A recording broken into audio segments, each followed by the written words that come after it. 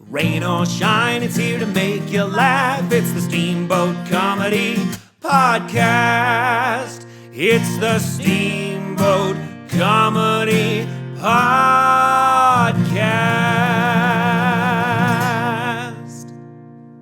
And now your host, Kyle Ruff. And welcome to the Steamboat Comedy Podcast, everybody. Let me check my sound level. Looks pretty good. All right. Joining us today is Mr. Reed Belmonte. Say hello, Reed. Hello, everybody. Good morning. And also, special guest friend of the show, the headliner of Comedy in the Park 1 and Comedy in the Park 2, Mr. Pat Treuer. Hey, Steamboat. I'm ready to rumble. Thanks for having me back on. Yeah. Great job last night. Dude, you too, man. So we just finished. This is the morning after Comedy in the Park 2. And I want to say quick, obviously, thanks to everyone who came out if you're listening. Tremendous success. Couldn't be happier with it. And everyone who helped out setting up. All the comedians performed, did great jobs. And just a great night, man. I couldn't be more happy with how it went. Back-to-back wonderful audiences that we had. Back-to-back both shows. And you ran a great show. Thanks again for having me back. I was just so excited to come out. The excitement began not when you first asked me. It began about 2 weeks ago when I had some friends that I hadn't spoken to in about a year and a half send me a photo text message of them walking over some bridge in Steamboat and the poster. Oh, and I nice. said, good luck at the show, which I thought was so cool. I had no idea. I haven't talked to them in a year and a half. They saw the poster that you made, and then they sent that to me with the double pat on the poster. Yep. I got super excited right there. And Hell then, yeah. Yeah, that's awesome. And it's funny, too, because the city got really mad at me for putting posters on that bridge. Well, it made me feel good. So, but I thought you did a really great job. I thought amazing. The setup was fantastic.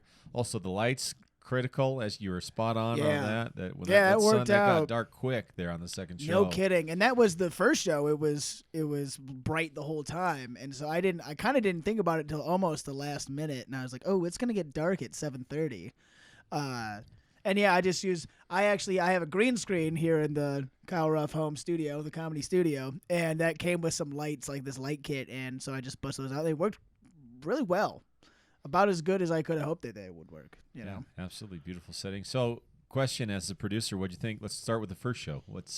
Well, everyone in the first show, the only one who ate shit was me. So that was fine. Honestly, it was like a warm up for you. Your second bit was great. Yeah. It was really, really funny. And in the first one, I don't know, like you had you had definitely had a few moments where you're just like, all right then. Yeah.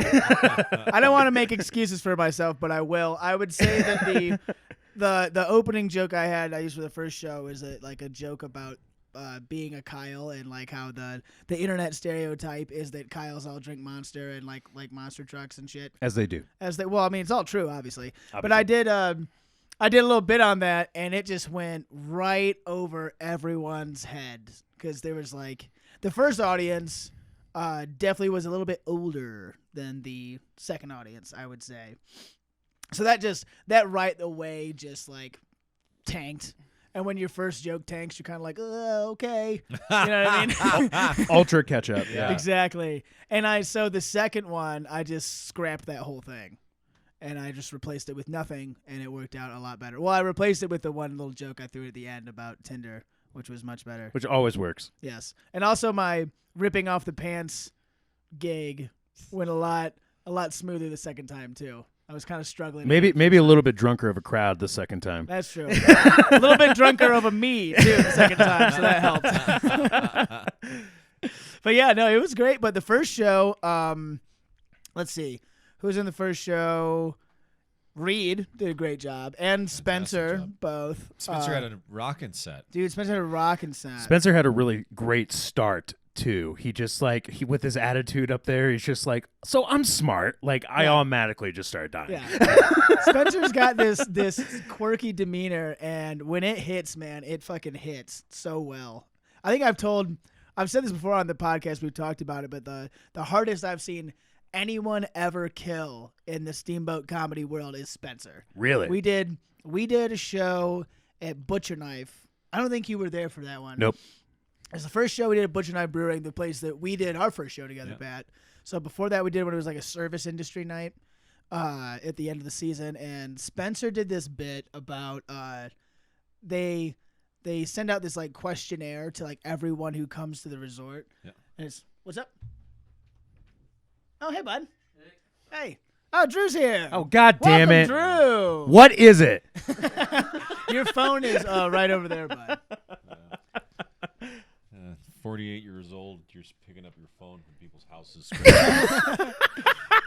I was going to set up another mic, but the other cord is in Jared's car, and he's at work. But Drew's here. Drew's live in the studio. Great job last night also. Thank you. I have no mic, so. He's a micless man, but he does have a phone. He's no longer a phoneless man.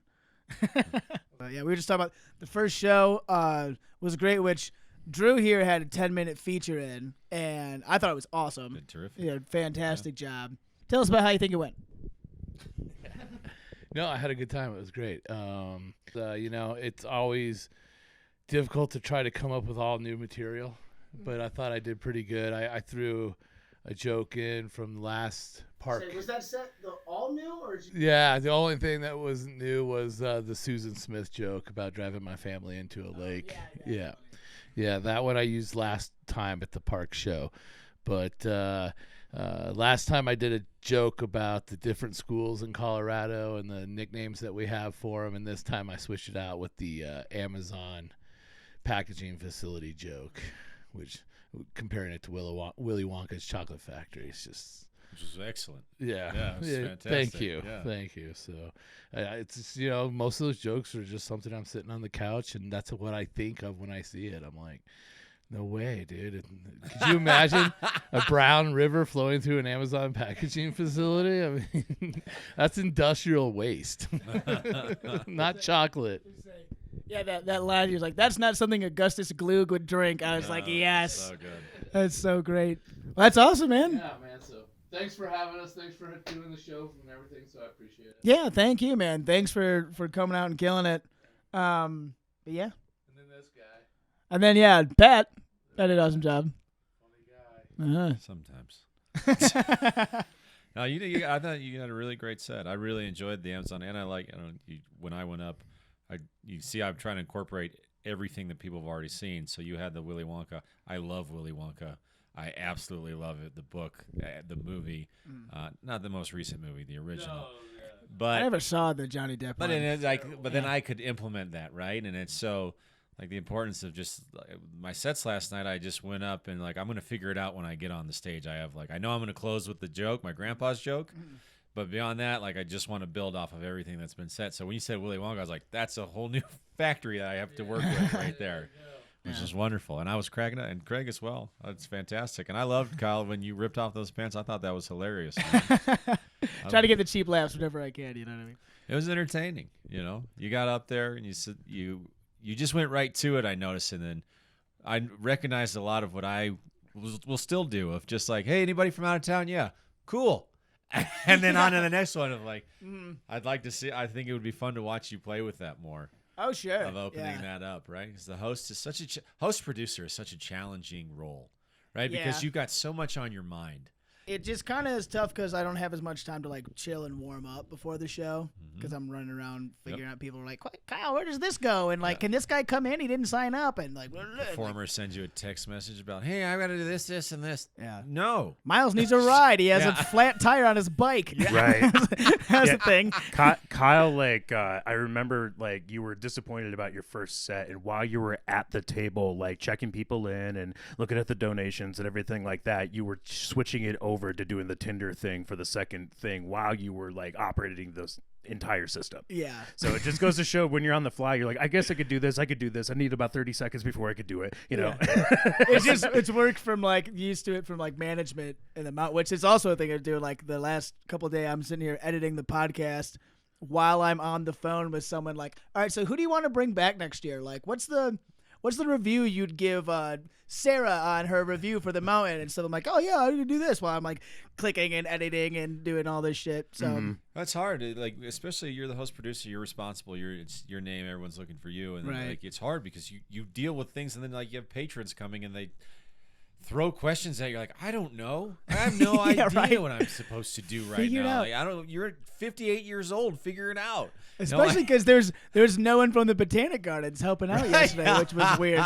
The last time, the one guy like sat in. Yeah. It was there. Well, that's a good sign. That means that you got to go. And they I trust guess what I you're got their doing. trust. Yeah. Which was a hilarious segue, your entire act, too. Being like, this isn't bothering me at all that nobody's helping me here. It was hilarious. Yeah, it's like the donation jar that doesn't exist because I didn't think about it and they brought one last time. Yeah. Yeah, man. It's just calling things out, and I think maybe that's the big difference in your first set and your second set is you were much more relaxed, and you would find like, all right, great, we had a first show. Right. That was the observation on my part of like, you're more relaxed. Okay, cool. Now I can have a good time. I could be here and like not have to worry about getting everyone checked in and make everyone separate and all these different details. Yeah. Definitely the nerves were a lot calmer for the second show for sure. Yeah. I still very clearly remember my first joke at the Oak, the first show we had, and I was running around doing everything: sound, mics, people checking in, tickets, all of it. And I had an 8-minute set prepared, and I got up and I grabbed the microphone and I totally blanked. Just totally blanked. So much on your mind. I stared at the ground for about 3 seconds. And I'm like, oh no, what am I gonna say? And thankfully, I guess I don't have an oh shit face. It's just rather stoic. And my friend says, "Oh, it just looked like you were just getting people calmed down." I was like, "Oh, definitely, yeah, I was absolutely doing 100% what was happening. Oh, Yeah. no, I totally blanked on my entire set." Yeah, and there's been other times where I've been hosting shows where I've gotten up and there's so much going on, and I choke and I just get this. I take the sack and I just bring up the first comedian instead of like getting my job. It's like, I'm just like, punt. okay, we got a great show, and our first comedian is totally just throw the first comedian under the bus, and just because I was not in the right. I mean, I didn't learn how to handle that. Yeah. So. Well, I mean, all of that obviously comes with experience. But that's my biggest nightmare is forgetting my material. Always, it's my biggest nightmare. I was watching. I did in the summer. I do bits. There's a little variety show they do in town. The why am I blanking on the name of it? Oh, the Super Fun Show they call it.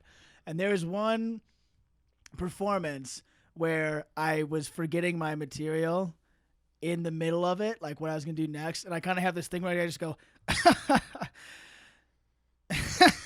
That's like I like try to laugh through it is how I get through it. But you're like screaming inside. Yeah, inside like fuck. But I watched like on stage obviously it was like a panic, but I was watching it like the video of it like the next day, and I saw that nervous laugh, and I like saw it, and I just started sweating because it just like put me in that mindset. Which it was like way shorter than of course I thought it was. Yeah. I thought it was a minute, but it was like 10 seconds. So I couldn't remember my material, but just seeing it and hearing the laugh and knowing what it was and remembering the feeling, I just literally started pouring sweat on the spot. Fucking hate it.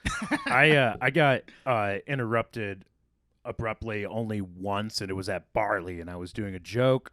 It related to Texas. I think it was that Texas Week joke that I do. Oh, yeah. And somebody in the middle of the audience just goes like, "I'm from Houston," and I was just It was like, that chick Molly who came up after yeah, you. and I was just like, I know you have to tell everybody everywhere you go, and I got a little bit of a laugh, but then I was like, just threw you oh off. no, and I had like that little moment like, fuck. And it was silent, and you're counting every second. You're like, oh no, oh my God. And then I finally jumped back into it, but that was like, I'll go back and think about that part of that joke, and it is like this mini panic attack. Freaks you. Yeah. It is terrifying, Yeah, it's the which worst. makes me like, which is so much fun watching Pat, because as much as I can rehearse this entire Craig skit, I watched Pat and I was like, oh my God, I had zero interaction with the audience. Yeah. Like completely. Where like you seem like you don't even need material sometimes. You just go up there and you're just so crowd work. fucking comfortable with like pointing out people and on the fly. Dude, the George Lucas Stallone guy was perfect. That immediately when you look at him, you're like, oh duh, like oh my God. Yeah. And I barely had any of that. So it goes to show like even if I can handle a heckler, even that will throw me off, let alone rolling with something or the bird going over you at a certain point and whatnot. I did get distracted. Did you see the size of the fish in that osprey's claws?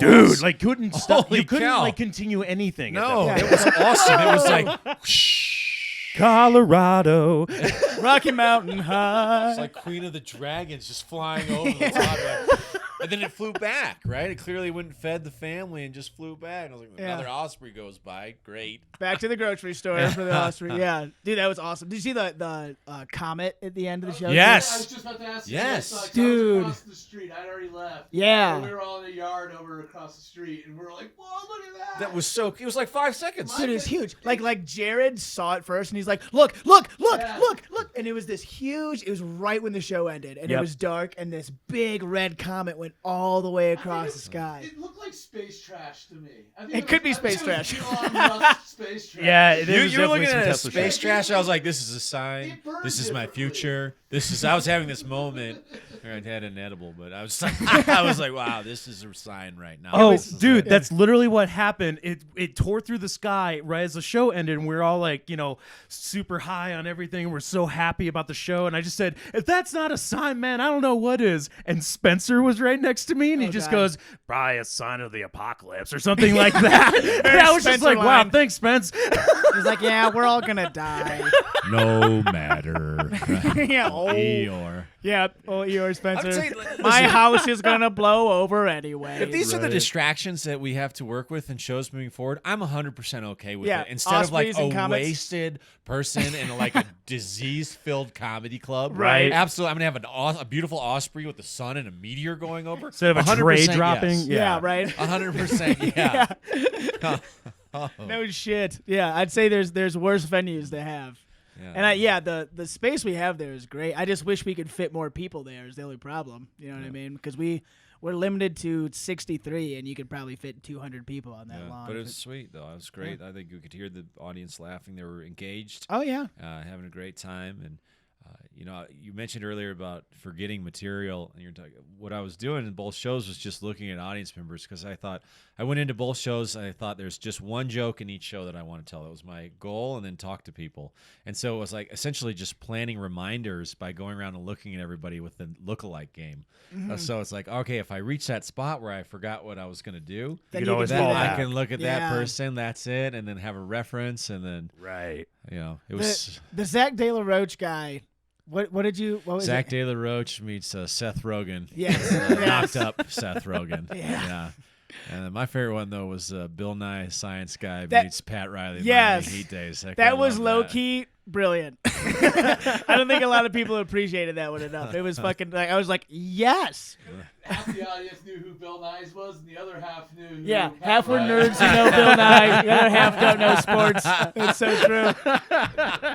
Well, it was like we had a huge variety of audience members. So I made the comment of, listen, I got to make a lot of different references. We got a lot of people clearly from different backgrounds Right. here. You were that one lady. You were like Sophia Loren, and she's like, you're like the younger Sophia Loren. Spice it up a little bit. Those people were nice. Yeah, the Bond year, Sophia Loren, and then the little kid with the white hat was actually. I just watched this movie called Dinner with Hervé, who's about that actor. He's a French actor. Yeah, I forgot Whatever about the that movie. yeah. correct term is, very short actor. Little person, I think, is Little the person. preferred nomenclature. I would know. It was it's an incredible story. It's like one of my favorite movies about this reporter who went out with him. And that's the only reason I knew so much about it, because I watched this movie. I saw that little kid, and I was like, okay, we got an older crowd here. They know Fantasy Island. Right. They know exactly who Yeah. I'm talking about. And if not, just the fact that it's a scavenger hunt going on behind us with kids. Yeah. Like the first show, we had the little girl talking to ducks. Yeah. Oh God, I actually I forgot I put out that video, and one of the things that pops up on YouTube is like, is there children in this video? And I was like, oh shit. Oh, There yeah, is a my child in fault. this Yeah. video. Damn. And I had to read through like 3 paragraphs of like, am I gonna go to prison for pedophilia if I put up this video? And it was like, it was okay. I left it in, but it was like there's a lot of rules. Like if a child is in your video, there's a shitload of rules about what can be posted. Oh, yeah. But we were Noted. good. All right, so- We lost. We got demonetized on that video because Matt came out to a Beastie Boys song. And so YouTube's like, you can't make any money. Not that it matters because we're about 500,000 subscribers short of being monetized on YouTube, so we didn't lose anything. But So you're saying there's a chance? so, yeah, right? I think we have 63 subscribers, so we're well on the way. But anyways, yeah. So that the first show was great. I said Drew killed it in the feature spot, and then it was Spencer, Andre, and Reed. No, Andre was in the second one. Oh, that's I took right. Andre's You place. switched. Yep. Who was the other person? Oh, Jared. Jared. Yeah, Jared did great too. I think Spencer had his best show. Yeah, Spencer. Yeah. I was gonna say I was telling a story earlier. He had a really great show on Butcher Knife one time. So I said when you were coming in, he did a joke about surveys from the mountain, and he brought it around like this tremendous callback about like a ski instructor at the end, like someone like breaks their leg, and he's like, I got some questions like, can you feel your legs? Are you okay? Like, is there like anyone I need to contact? And also, on a scale of 1 to 5. How much likely are you to recommend Steamboat to a friend? And the way he set it up, like, it blew the roof. Yeah. Like, it literally blew the fucking roof off the brewery. But top to bottom, though, for a 5-minute spot, I think that was 10 minutes he did before. For a 5-minute spot, that was probably Spencer's best 5 minutes I've seen. Oh, he did great. Well, especially compared to last show's manifesto. Yeah. Right? He definitely redeemed himself. Just talking. I think last time he just had some pent-up Spencer things. He didn't see the Archduke Ferdinand joke that went on forever. The Archduke Ferdinand joke? Which one was that one? Here, I'm going to give you the mic. Sorry to be the outside guy just screaming from across the room.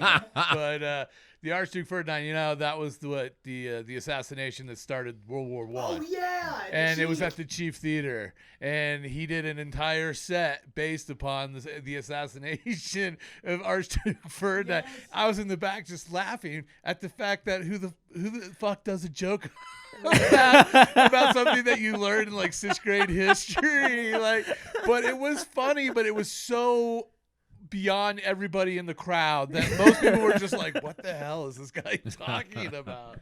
Yeah, I forgot about that. So he was That's at funny. the Chief, and he was in the feature spot there too. He was right before me, and he did the it was basically a whole race. He's never done it. He never practiced it before. Never tested it out. It was a 10-minute like TED talk on how World War I started, and it was like, dude, it was like there's a few of us, like my girlfriend at the time was a big history buff, and she was dying, and like everyone else was just like, what? and the punchline at the end, this is the way he tried to save it. He goes, World War I was gay. That's it. That was it. That's what I'm trying to say. World War I was pretty gay. You're like, well, I thought this guy was smart. Yeah, wow. Right? Yeah. Clearly not. He didn't have his smart car yet, so. That was good. It was so ridiculous. You can see that set. It's on steamboatcomedy.com. We have that show recorded. Oh, God. To skip towards the end.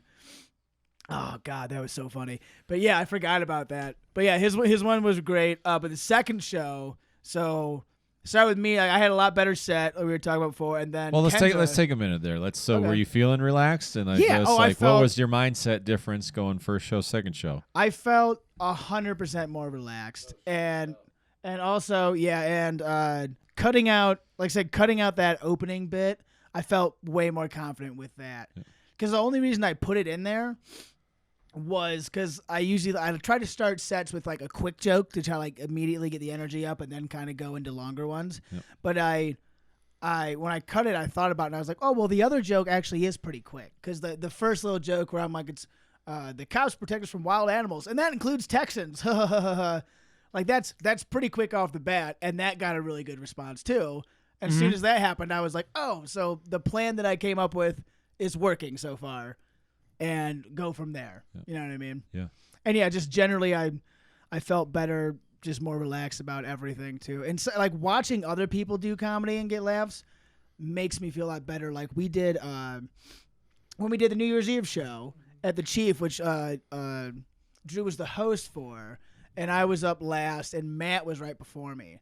And I was working a whole bunch and I hadn't had time to practice. So we were in the green room and everyone was hanging out, and I went and Drew remembers. I went and I hid in the corner. I was like, "No one talk to me," and I sat in the corner behind a curtain, and I just wrote out my whole set for an hour. Yeah, like 17 pages.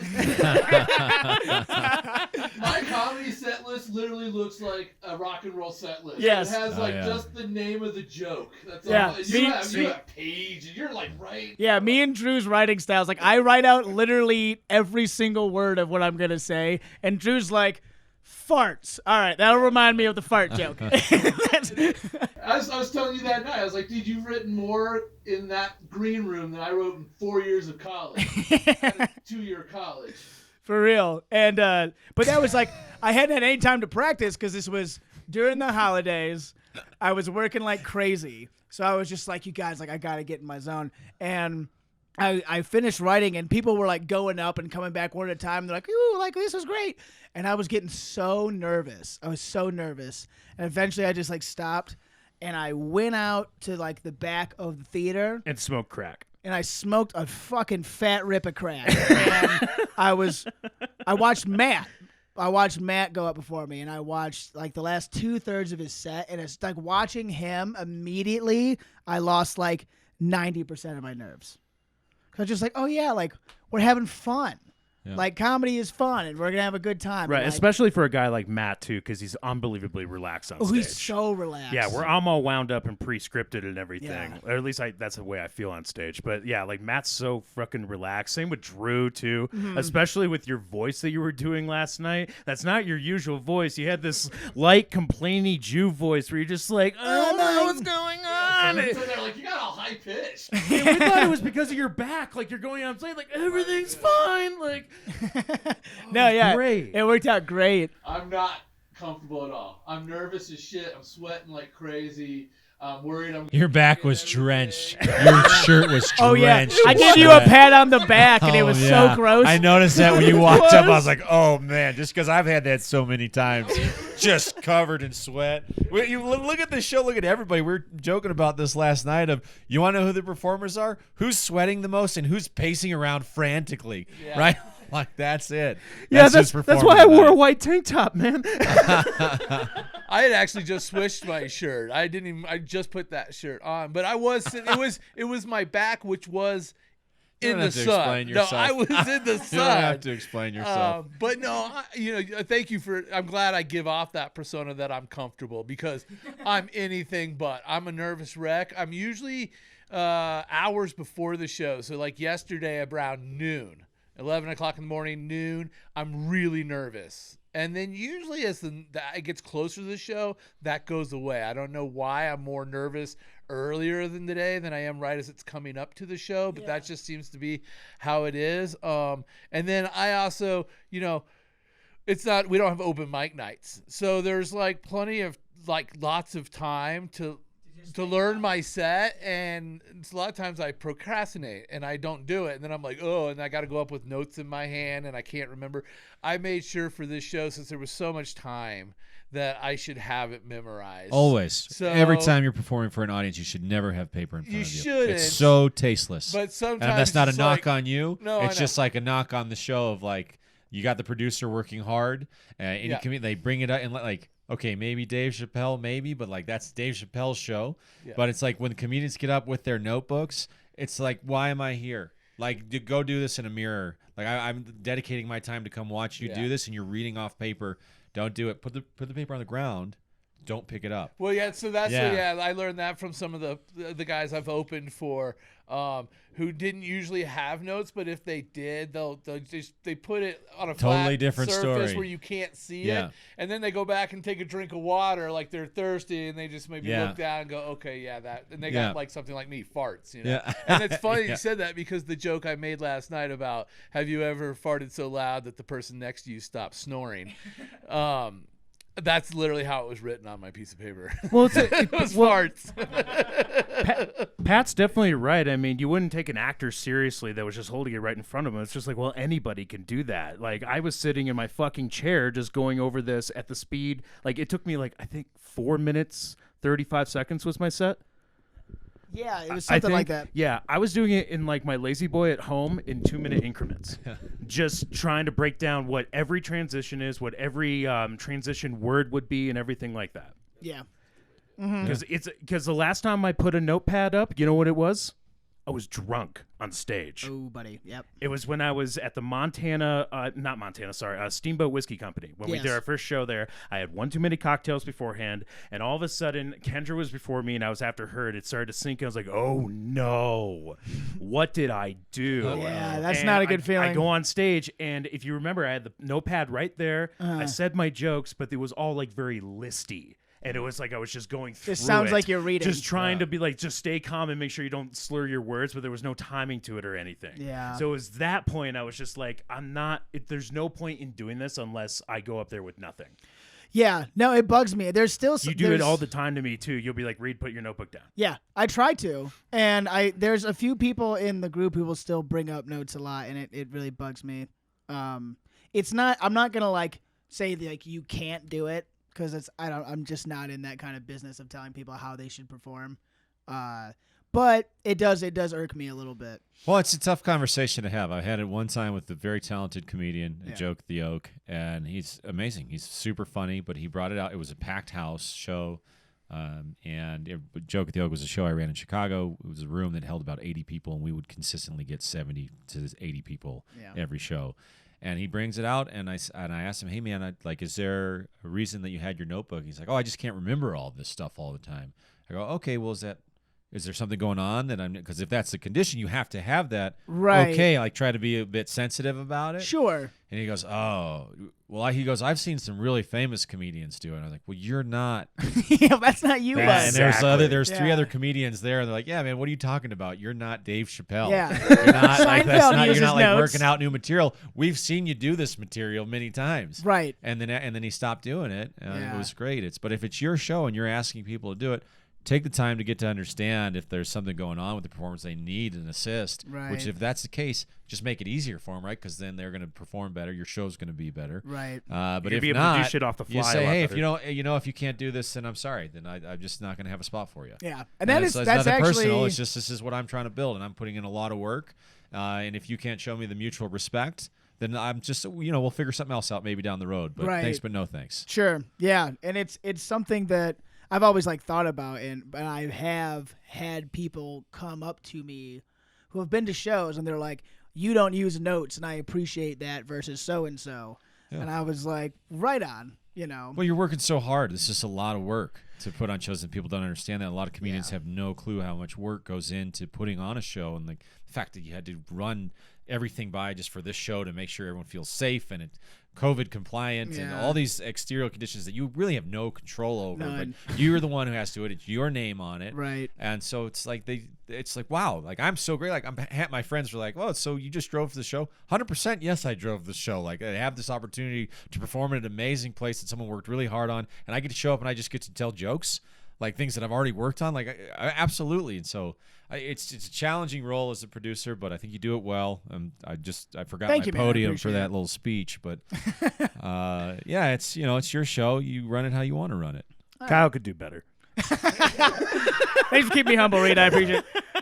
All right, second show though. Let's get the rest of the second show. So all the comics. We established that I was terrible. Moving on, Kendra was next. Yeah. And I was really proud of Kendra. It's great because work. it was she got back on the horse. Kendra's first show in probably about 6 months since pandemic time, and she was really nervous about it, and she's been working a lot, so she was stressed, and she came over here, and her and I and Reed too.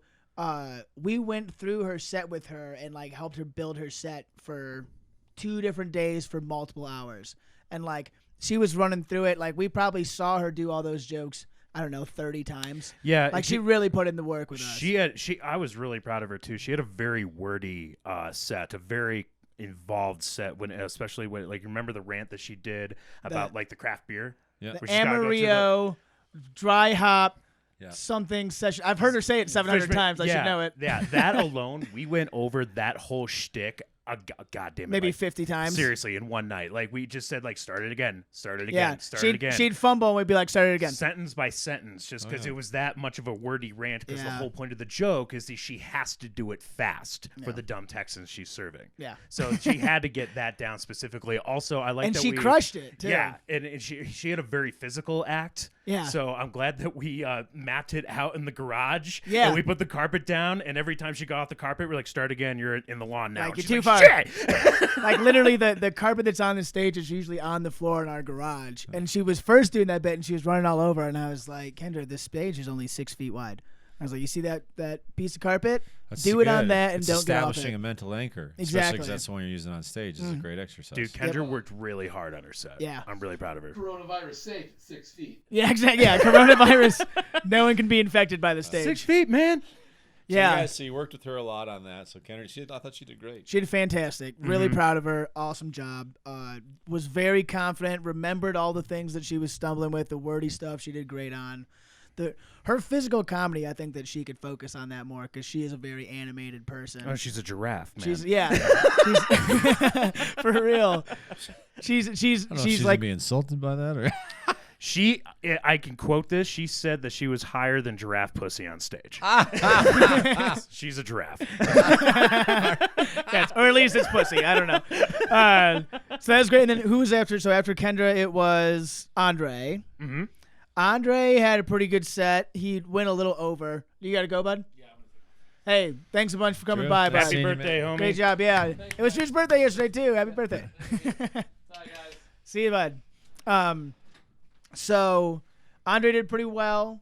He went a little over, and we were trying to signal him, and he kind of blew it off, which irritated me. It wasn't as egregious as Spencer last time, but it was definitely over. And me too last time.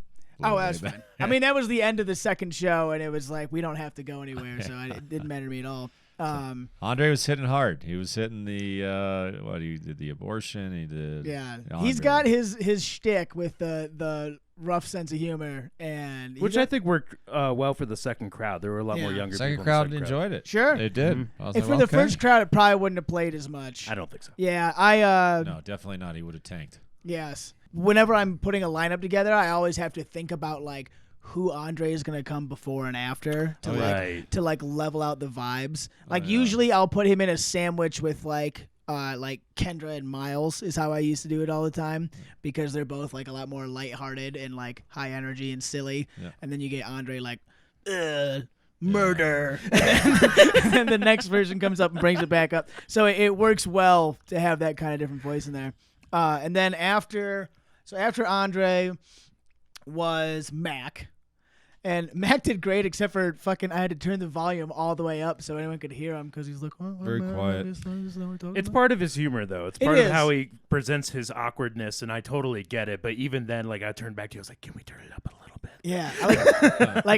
I turned it up, and then I went back to you, and you're like, turn it up. And I was like, I already did. And I had to go turn it up more. Well, that's important mic work, right? And I think that's something that I had to learn early is just the proper handling of a microphone. Even where we're doing the thing, and I noticed Drew pull that back. Yeah. That's just a tendency of because it makes a huge difference. Oh, it Sound does, makes a totally. huge difference. So Yeah. And, I mean, that's one thing that drives me nuts, too, is Jared does a lot of people where they I'm holding mic like this, where they grip the top like a rapper does or whatever. And it's not how these directional microphones work. Like it muffles it. Like you have to have there's a field that comes out this way and a field that comes out this way, and you got to have both or else it's like muffled. It's actually a funny story. So I worked at a PBS station in college as like an internship thing, and one of the guys there, because they're all AV guys, he knew a guy who worked on Snoop Dogg's tour when he would tour. Sick. Yeah, right? And Snoop Dogg would always do that. He would hold the top of the mic and you couldn't hear it. So the way they got him to hold it lower is they built him like a blinged out like grip handle. Is on that the why thing. he has that? Yeah. I thought he was just doing that because he's Snoop. Well, But he needs that as a tool? Well, I think if they were like, Snoop, you got to hold it lower, he'd be like, no, man, I don't do that. But they're like, Snoop, check out this awesome handle we made. He'd be like, hell yeah, pimpin'. And then he just puts his hands in there, and then he holds it right. So And it's a bubbler, too, Snoop. yeah, right, what? So they tricked him into holding the microphone correctly, That is basically. hilarious. Yeah, it's fantastic. so Matt was quiet. So Mac was quiet, but he was funny. I'm trying to remember some of his bits offhand. Salad. Oh yeah, his one-liners that he started out with at the beginning were all really good. Those landed very well. Oh, yeah. It's like I can't tell if I get full from a salad or I just get tired of chewing. Yeah, so I thought that was good. Yeah, that was good. That got a good response. He had a couple good bits like that, and his Viking bit is great too because he looks like he's like a big burly guy with a beard, and he's just like, yeah, I'm just gonna kill you, and he like does his little stabby motion. It's pretty good. Yeah. That's a good bit of his, and then after that was Matt, which Matt's always good. He's consistent. He's got his stoner shtick down so well, and he's got a great mind for like joke writing and not just like coming up with punchlines, but like fitting it in with like his persona. You know what I mean? Yeah. Oh, sure. Like if I went up there and just like read his jokes, it wouldn't land the same because not at all. I don't look like a fucking burnout like he does. You know what I mean? And so he does that really well. And he's consistent. That's why I pretty much always give him those 10-minute spots. I just wish he would drop that fucking notebook. Gotta drop we were the talking about. notebook. It drives me crazy. His jokes are hilarious. The psychedelics, the saying the wrong name in bed. Yeah. It's so funny. Oh my God, he does a bit. He didn't do it this time. I don't think. I may have been off peeing, but he does this bit about how he misses the way we used to buy drugs as opposed to dispensaries. Oh yeah. And he does this whole thing where he comes in. They're like, "Can I see some ID?" He's just like, "You know what? It would be best if we don't use names." And he just, and he lays it out like it's old fashioned. It is so perfect. It's such a Yeah. hilarious Colorado analogy. It's great. And again, like his attitude has to match his jokes. Like Yes. he's very much like Mitch Hedberg. He doesn't need segues. He can just go from one thing to the other. Like Right. And he'll even just like point out his like ridiculous segues that don't make any sense. I'm just like, you guys got through the masturbation jokes. That's good. Yeah. And then he moves on.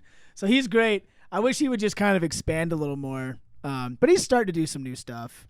But yeah, he's great. He's so I can always count on Matt to give me a consistent good time. And then there was this guy named Pat, which I found out is actually an acronym earlier. Oh wait, is that insider information? It stands for Patrick Actual Title. nice, Kyle. Hey, You blew it. It's we were talking about how when you say the joke and people don't laugh, you think it's gonna go really well. That happened on the second set for me. I forget what I said, but I was imagining in my mind this is gonna crush right away because on the first show I said you never know what you're gonna get at a free comedy show in the park, right? Just like that was great. We're off to the races. Yeah. And I fumbled right on the first snap. Denver Broncos style, Seattle Super, like right over the head, and I started to feel that panic of oh no, this is and then I don't know if you noticed, but I started mumbling and I started stuttering because it didn't hit, and I started to get in my head, and then thank goodness I locked onto the big fellow from Texas, and then I just went right into it because then I was going to say I like to start a show by telling people in the audience what I like about them, but if you watch the playback, I'm stuttering through that sentence. And I realized that, but then once I found that, it's because I had that first one. I was like, oh, I'm gonna rock this first one, Right. and it didn't hit at all. It's amazing how much it throws you off if your first joke yeah. doesn't hit. Yeah. And then it was kind of I just thought about this. We started the show. The sun had gone down behind the mountains, but it was still twilight. We could still see, and then it got dark fast. It got and dark all of a sudden, real fast. all of a sudden, I couldn't see anybody, and that was really odd. That was a very eerie. It was funny because like I introduced you and I could see the whole audience, and then after you left or like after you got done, I went up again and it was pitch black. Yeah, all you and I could was see like, was this the is lights. I could see anything. I was like, that got really different. And real I quick. really liked seeing everybody. Yeah. Really, and then I. Well, especially if you're trying to do crowd work, it's hard to be crowded to a black mass. And then I got into my story, which I was way too long, and I started to get in my head on stage while I was doing that, and so then I started going back and forth between it with Andy. Of just like trying to make a game of that. Which worked though. It was Again, funny. You have really great crowd work. That's a joke all its own. You'd say something, and be like, "Andy, what are we at?" She's like, "A minute to surpass." Yeah. Andy was a You're like, timekeeper "Fuck." last night. Yeah, for you're everybody like, you're at listening. She 12, was and then it keeping was time. like, you're at 13. Yeah. Great. 7 more minutes. Wait, 13 minutes to go or 13 minutes I've been up here? Yeah.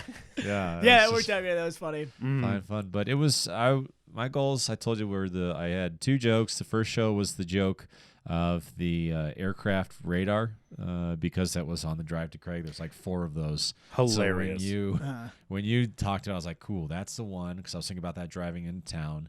And then I just wanted to play with the crowd and just have fun and just like have a conversation with people and just come up with stuff on the spot. I don't want to dump on people. I want to have a good time with them. So like even when I call the guy, Colonel Sanders, right? I had Colonel Sanders, and Yeah. well, the guy was Yeah. by himself. I didn't want to make him feel bad, so I started with I feel like I would call you Papa, and I would tell you my problems. You look like such a nice guy, Yeah. and then you'll give me some fried chicken afterwards, Right. right? And it's just like, all right, how many things can I think of on the spot here, and then just have a good time with that. Sure. Awesome. So it was, but again, I couldn't have done any of it if you hadn't put on such a great show. Oh, well, thanks, bud. I mean, Absolutely. I'm really glad that that we got you to come back again, and where, like I said, we keep having these great turnouts. I was really paranoid that this one wasn't gonna sell out, even though I knew it was the same thing. Everyone waits to the last minute to sign up for stuff. And the only reason that I was worried about it is because I put out the sign up sheet like way earlier than last time,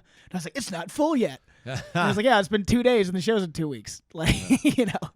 Well, that's cool. But I just thought of this, man. I'm so grateful to you for this opportunity because it really helps me find my voice. Sure. And it's also like I'm not set on, oh, man, I need to have my 45 minutes. And, oh, Kyle asked me to do this show. I do my 45 minutes. I can't come back for another year. Instead, it's I don't need to have a lot of material prepared. I just need to have little snippets here and there, and I can then play with it and Sure. have a good time and like be so comfortable, which just opens a lot of doors because when I started, I thought, oh, I've got to have this very well thought out bit. I have to hit every word, just as we were talking. I'll still Right. do that. Like I make sure, but now I'm realizing, okay, that's not my strength. My strength is just the natural flow and just trusting it and just kind of, I'm really just kind of saying my thoughts out loud. Sure. You know, I'm not saying like I'm some kind of savant.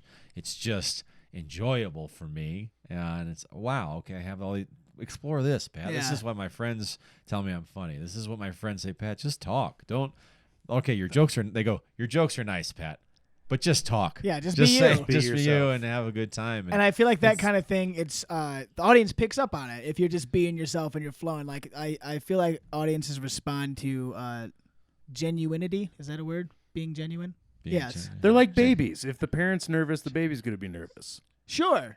Yeah. Or like if you like are nervous around a dog, then the dog's gonna be like it can pick up on your vibes. And it's going to bite you in the neck. And it's yeah. gonna bite you right in your penis. That's Ever happened to you? Happened to me.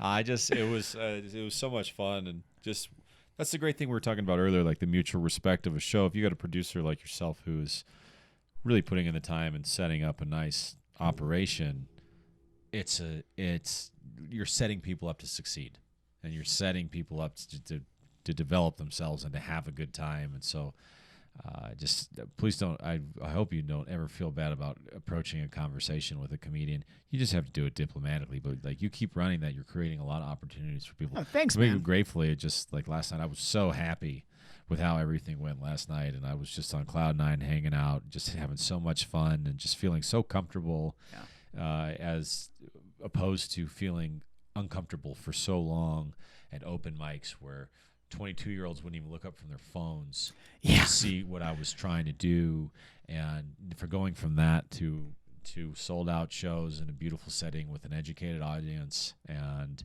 it was just very fulfilling, right? Because as a comedian, you go through the process of open mics, and we all bomb. It always happens, and we go through it, and we question our will to the power to keep going, and then you have these cool experiences like what you created last night, and it reinforces, I got to keep going. I have to keep, like, Sure. there is a light at the end of the tunnel. It's a very bright light, and there's a whole beautiful land in that light, and I just got to keep going. I just got to get through this sledge right now, the Well, Brown we're all River sledging. throwing through. I got to dive in there, and I got to swim through it, but I'll get there, and wow, I'm going to be stronger, I'm going to be better, I'm going to be happier. And so, and by you creating such a wonderful show, you are giving that opportunity to a lot of different people. Thank you, man. Oh man, it's literally the like one of the main reasons I moved back here is because Kyle's created a zone where we can practice and perform and become better comedians and explore this art, but we don't have to live in fucking LA or Yeah, or- Chicago or New York. Like Right. my mom always says all the time, like, oh, why haven't you gone to one of those places? Like, because I lived in Montana and I'm spoiled now. Right. You know, where Oh, yeah. Kyle's created this perfect middle ground. Yeah, it's such a supportive community. Like, It's amazing my how God. much people are into it here. yeah, it's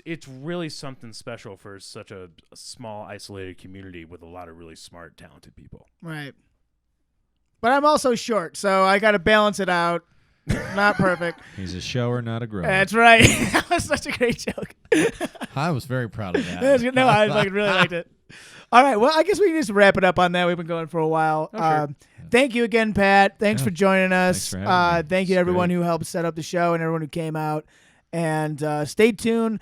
We got another show potentially lined up for a month from now. And we may or may not have some big fancy pants people from New York coming out to headline. We'll see. Look New at you. York City. From New York City. We'll see if I can. I might actually be able to afford to have them now after I lied and said I could before.